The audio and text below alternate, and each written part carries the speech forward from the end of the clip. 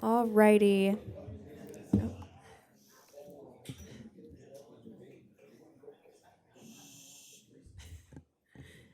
Alrighty. Again, residents of Waterloo were given the opportunity to submit candidate questions either online or via telephone. The moderators were given the questions submitted by the public, and due to their professional backgrounds, they have been granted the privilege to modify questions for the sake of clarity. Each city council candidates will be allotted 90 seconds for their opening remark. The 4 mayoral candidates may have 2 minutes for their opening remarks. All candidates have been apprised that they will have 1 minute for their closing statement and have been asked to keep their responses to debate questions in 60 seconds or less. Should any candidate want to make a rebuttal comment, she or he will be limited to 30 seconds to make their case. Moderators have permission to stop the rebuttal commentary if they feel the issue being discussed has sufficiently been aired. The timekeepers will apprise candidates when they have 15 seconds left of their allotted time, and a red colored stop sign will be displayed to apprise candidates that their time has expired. Now, we will take approximately 30 minutes for the moderators to ask questions of the 2 candidates seeking the at-large office. Kelly Martin will give us his 30-second opening remark, to be followed by Mickey McCracken's 90-second opening remark. Kelly, please start. Good evening, everyone. My name is Kelly Martin. I am a father, a proud Waterlooan, raising 5 children, 5 grandchildren. I currently work for the Waterloo Community School District. Waterloo is home, has been home, will always be home until God takes me away. That's all I got to say. Mickey McCracken. I am a mother of 5, lifetime Waterloo resident, and I'm here because I went to a city council meeting 5 years ago about the budget, and what I watched was not transparency, was not fiscally responsible in my opinion. I have a background in business and currently work in the for-profit sector, but used to work in the nonprofit sector. Since that meeting, I have watched every single city council meeting and done my research and feel that I can help make Waterloo better than it is today. Not that it's not great, but I want it to be a place where everybody wants to stay, including my kids and my grandkids when I do have them. Okay, first question, and we'll start with you, Mickey. Can you describe your public service experience, including your engagement with local government, committees, or community advocacy, and how it prepares you for this office? Sure, absolutely. Back in 2016, I went to work for a nonprofit in our community, and I was there for 4 years. And in that time, I had the opportunity to write grants and partner with different entities in our community, like the House of Hope and Cedar Valley Leadership Group. I also was on East High Booster Club when my kids were still in school, and I was a Waterloo Rotarian at that time as well. So I've worked with the nonprofit sector and worked with local government, writing grants, reaching out for the nonprofit. Yeah, that's all. Kelly. Well, as far as this platform right here, no experience whatsoever, but I'm putting my name in the hat because I feel that I'm a voice of this community.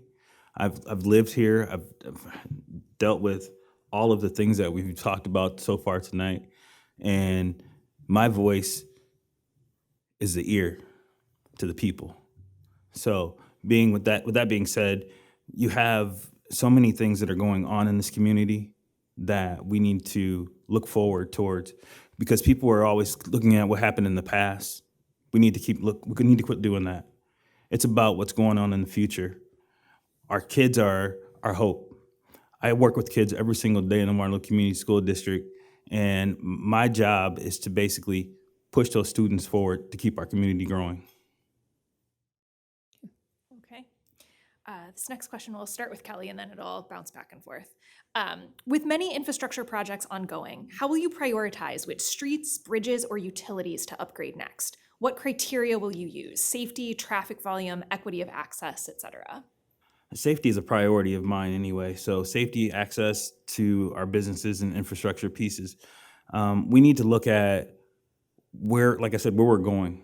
When I say that, there's a piece to how we build, where we build. What should we build? What shouldn't we build? Those things are important to not only the community as a whole, but to our future, our kids, our grandkids, because they're the ones that are going to have to take care of it when down the road, when we're all gone. Allison, can you repeat the question? Sure. With many infrastructure projects ongoing, how will you prioritize which streets, bridges, or utilities to upgrade next? What criteria will you use? Safety, traffic volume, equity of access, etc. Absolutely, safety first. Now that I'm back in the manufacturing sector, that's the big thing. We want everybody to be safe.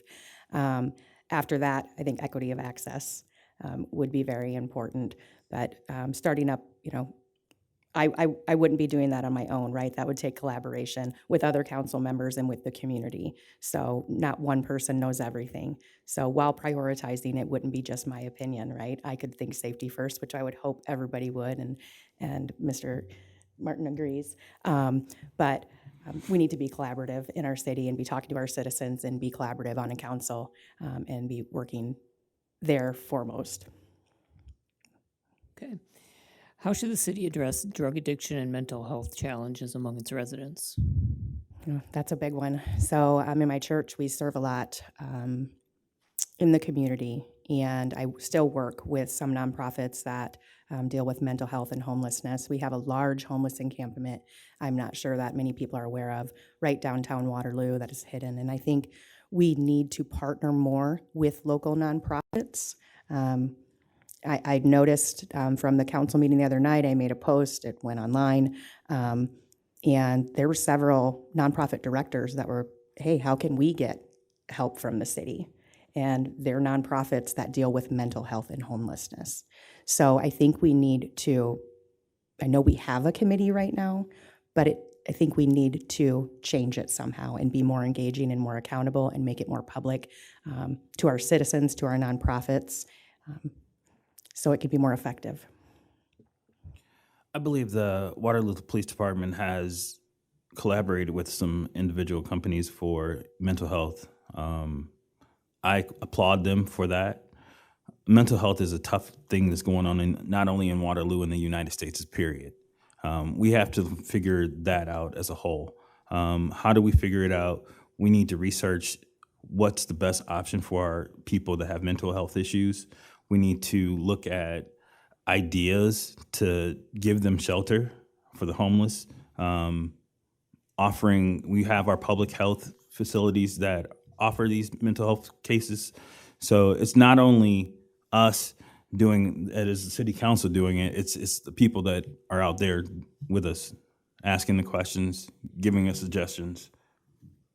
Yeah. Great.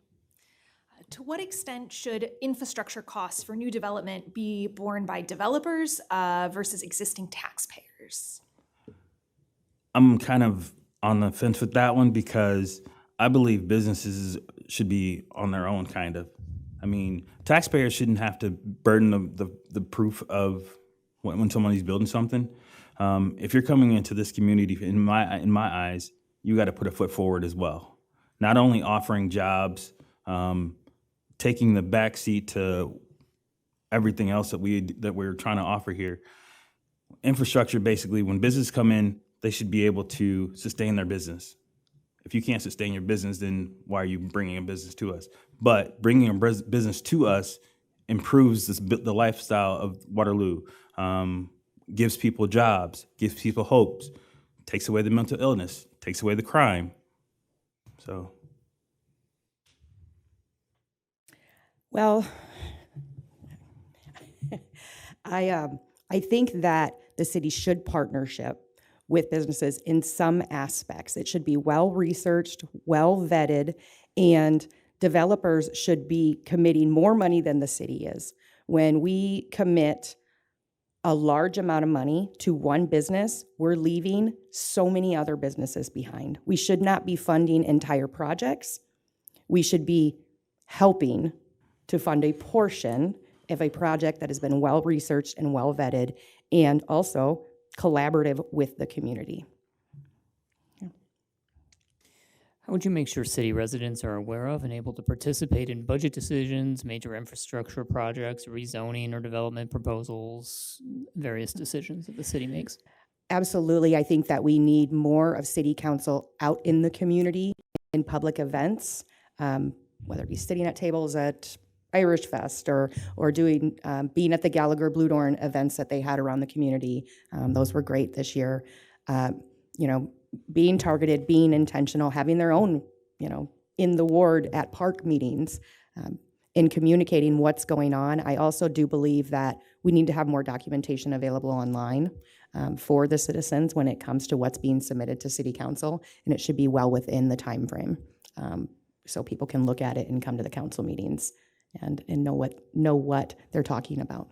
So, Being an open book is the key to it. I believe having information on our website for the city should be available to all citizens.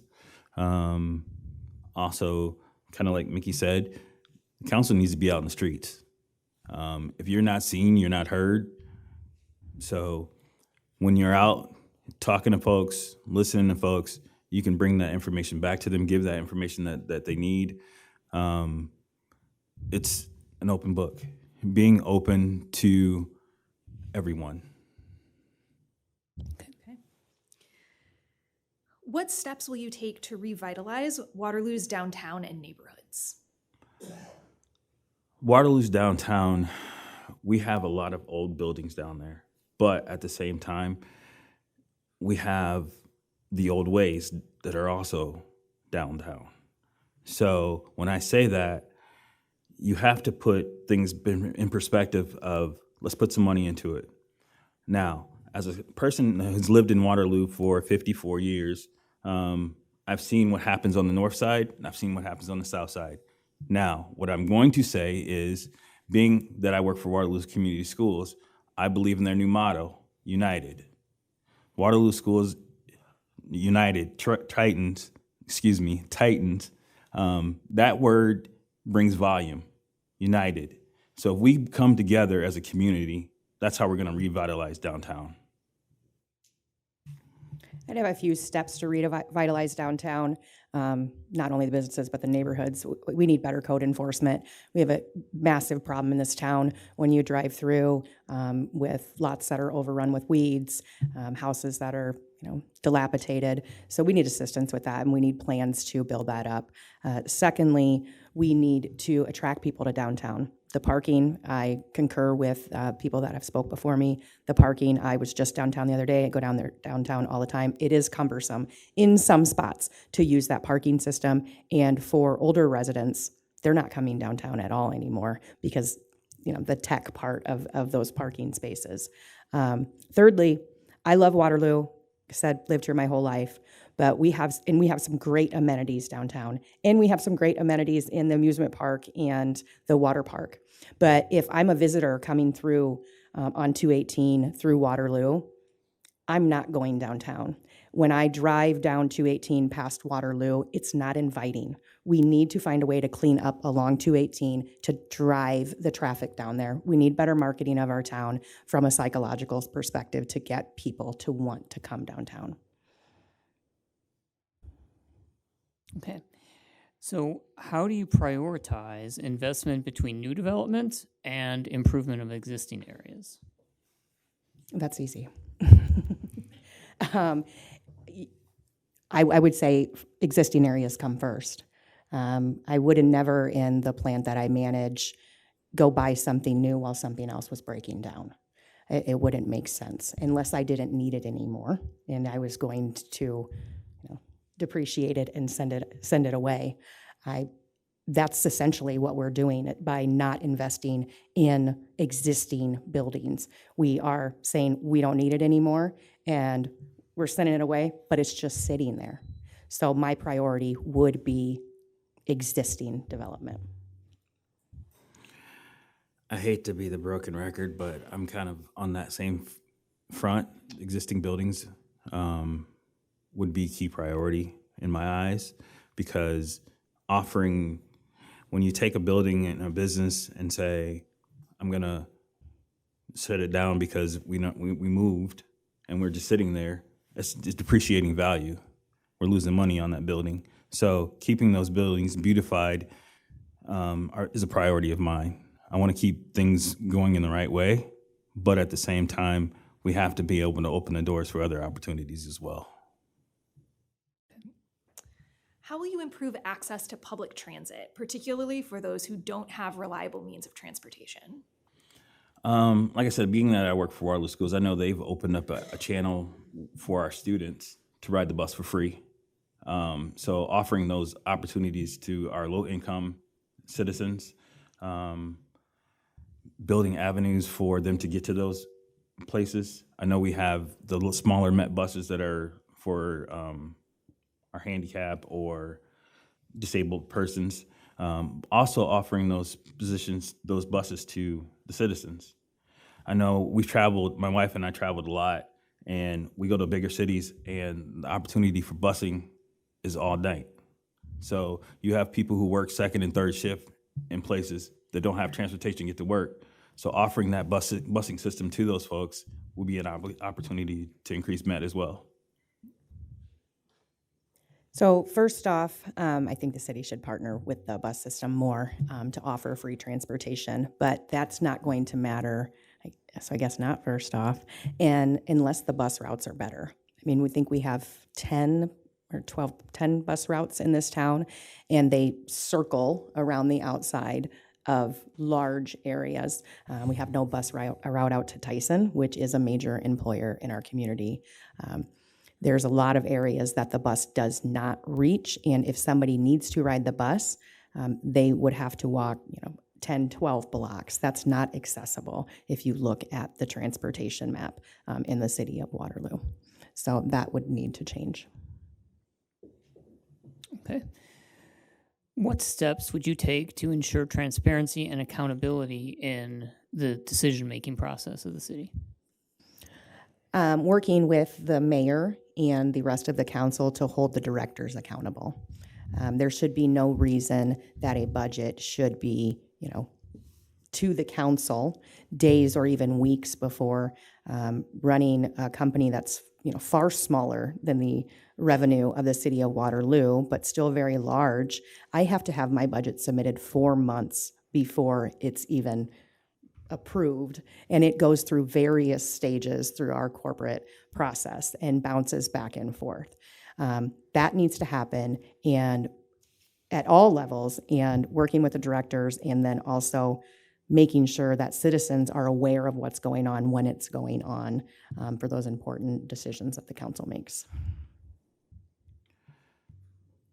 Collaboration is the biggest word. Collaborating with those people in the other departments, saying, so that we can be informative to our folks in the community. Working with individuals to basically to work with it, to get their budget to us sooner, so that questions can be answered on time. It's just collaborating with each individual department, collaborating with the other city council members, collaborating with the mayor, so that we're all on the same page. How would you prioritize infrastructure investments in areas that may have deferred maintenance, so sewer, stormwater, water mains, versus more visible streetscape or beautification work? Everybody needs to know that streetscape is important, but the sewage and the roadscape, all of that stuff works together. If you don't have one, then you don't have the other. So prioritizing one over the other is kind of a moot point to me, because you got to have one to have the other. Excuse me. I believe that we need to, like I said, work together to figure out what's the most important piece of it. If we got new development, your sewers and streets are going to be important to get to those places. So it's a collaborative piece in my eyes. Yeah. So to me, I'm very one-sided on this. I would say it's infrastructure comes first. The old saying goes, you don't put lipstick on a pig. And so you have to fix what is existing in, sewers, streets, before you're planting flowers next to it. it's just more important to have infrastructure in place than it is to have something pretty. That's it. Okay. How would you improve public safety while simultaneously building community trust in the police? I really like the idea of police officers being more feet on the ground, walking around the community, talking to the community. I know that they are involved in the schools and they visit the schools as well. I think that's great. But also walking into businesses and visiting with businesses is great. I think they have a great partnership right now, having social workers with them when they have calls. That's a wonderful thing. I think expanding on that and again, partnering with Elevate, Momentum, all the different nonprofits that are in the community looking to do the same things would be a good way to do that. I know that there's 7 officers in the Waterloo Community Schools that are called SROs. So they actually put their feet on the ground with students every single day, touching students' lives, communicating with them. I'm a very, very supportive person of Waterloo Police Department. My wife's uncle is a retired officer now. So respecting the police is my forte. I believe that the police department is doing what their hands are allowed to do, and they're doing it to the best of their ability. What changes, if any, would you make to the development and permitting process, so zoning, building codes, to make them more efficient while still ensuring quality of development? Offer more of an online presence. I know that a lot of the permits are picked up here at the office at the city hall, so you have to actually go through a process to get a permit pulled. Making an online process would probably be streamlining. Technology is the way of the future. So I would just say online process and making it more visible for people to do it. That one's a hard one for me. My husband is a contractor, gets permits all the time, doesn't have a lot of gripes about the process or being online. Because if it was online, then I would have to do it for him, and I wouldn't like that. But I think that might be nice for some people. Maybe making it cheaper. But that is one of the departments in the city that is profitable. So other than that, the efficiencies of that department, I would be remiss to speak on without more knowledge. But it is one of the profitable areas of our city. Okay. With state changes in property tax laws and phasing out of the backfill funds having the effect of reducing revenues, how would you address spending on essential services in the city? I don't think it's negotiable to take away anything from police or fire. If anything, we need to be increasing that budget, which we are every year. We would have to sit down as a collaborative group on council and work with the mayor and the department heads to figure out how we can pull from the general fund to support those essential services. In my eyes, it's not an option to take money away from police and fire. What are your strategies for reversing Waterloo's population decline? I'm gonna revert back to Waterloo schools. My job is to keep students. I take students and I'm a work-based learning coordinator. So my job is to build relationships with businesses, to give students the opportunity to work-based learning and work-ready worldness.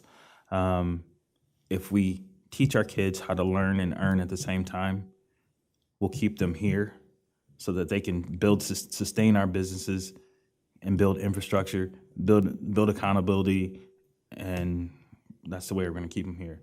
Other than that, bringing more businesses into this community is a key so that we can get more jobs to keep more people here. First, I would say, working as a collaborative team to find ways to lower our taxes is critical. When I have talked to people in the past couple of months, in accordance with this run for council, that has been, especially older individuals, common verbiage is we're leaving because of taxes. When you're on a fixed income, you're retired, you know if your taxes are going up that much. Mine have went up 39% since 2016. That's astounding. I can't imagine if I was on a fixed income. So taxes are so crucial. Secondly, we need to make our community more attractive, safer, more jobs. That's not going to happen overnight. That's something that an informed council is going to need to do with good leadership in each department, and holding that leadership accountable is going to need to happen over several years to get people to want to stay in Waterloo. Okay, this will be our last question before your closing statements. What are your top 2 to 3 priorities if elected, and what concrete steps would you take in your first year to begin addressing them? Well, first off would be the fiscal responsibility and budgeting. Working with the mayor and the council and the directors to make sure that we had those budgets well organized and in place well before we needed them, with plenty of time for the council to review and for citizen input. Secondly, mental health services, homelessness, crime reduction, all feed into one, right? I mean, if you have somebody with a mental health issue, a lot of times they are committing crimes or doing drugs or homeless. So I think that is a big thing that we need to work on, collaborating as a community with nonprofits and using some of that extra money, not for developers, but for nonprofits to improve those services. I'm going to say safer streets, fulfilling the obligation of giving fulfillment of Waterloo Police and Fire, giving them the opportunities and fulfilling the needs that they need to do their jobs properly. Economic enrichment, is about building connections. I see the potential of basically stopping the process and moving forward. And also stronger community, building relationships, bridging the gap, unifying our community, uniting our community, and holding everyone accountable. Okay, and with that, it is time for the candidates' 1-minute closing remarks. So Kelly, start with you. So tonight, I'm sitting here basically asking myself the same thing that everybody else has asked me over the last couple weeks. Why are you running? That's a simple answer. Because Waterloo deserves a council member who is true voice for the people, who will speak the truth about challenges we face, and who will bring a fresh outlook to our future. Like I said, my campaign is about 3 pillars: safer streets, economic enrichment, and a stronger community. My vision for the city is where one of our own children want to stay, and seniors can afford to thrive, local businesses, and are an engine of prosperity. I pledge to be a steward. I'm sorry. I just got lost in my train of thought. I guess the biggest question for me is, are you ready to change? Let's move forward together. All right, this isn't my first time up here. I ran for Ward 1 last time, and that wasn't easy, but I'm doing it again because I believe in Waterloo. I believe that we can all together make a change for the good. Not that there aren't some things that are great about Waterloo, but we can always be better. I have a proven track record in business of continuous improvement and finding ways to make money and improve on every single aspect of the businesses that I run. I think that I can contribute to the city of Waterloo with those skills and experiences, and help grow Waterloo for the better. Okay, thank you. Thank you. Yeah. I've learned a lot of things. Thank you very much.